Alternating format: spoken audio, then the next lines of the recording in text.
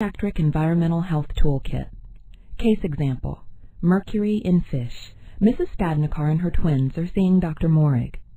The Stadnikar family has been following a vegetarian diet, so at today's visit, Dr. Morig's well care protocol includes questions to ensure that the twins are getting their nutritional requirements.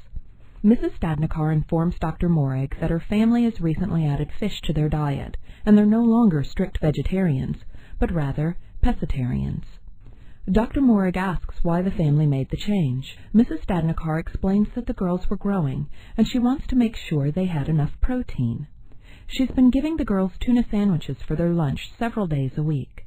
Dr. Morig explains that some fish have higher levels of mercury, and suggested it's best to serve children a variety of fish and seafood that have low levels of mercury, which include haddock, pollock, wild salmon, shrimp, canned chunk-like tuna, and catfish.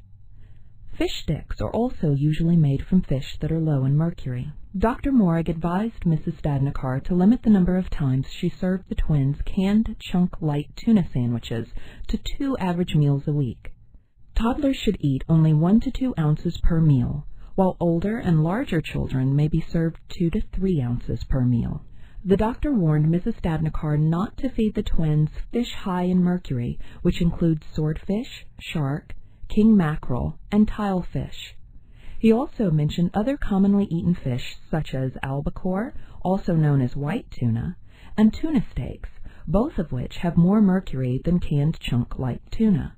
If albacore tuna is used to make the tuna sandwiches, the serving size should be cut in half and served only once a week.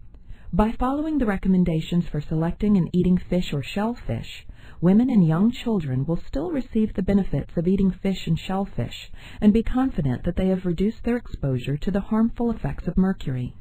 Since the family does enjoy fishing, Dr. Morig also discussed following fish advisories issued by state or local health officials for sport fish.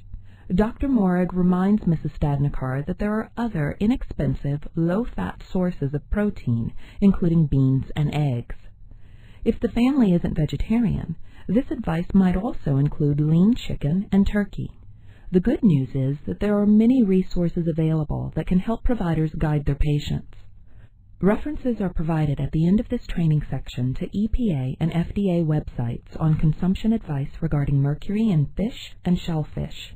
The toolkit provides detailed information on the reference card for you to advise your patients on fish consumption for health, and some quick tips for families regarding the prescription slips and the magnets.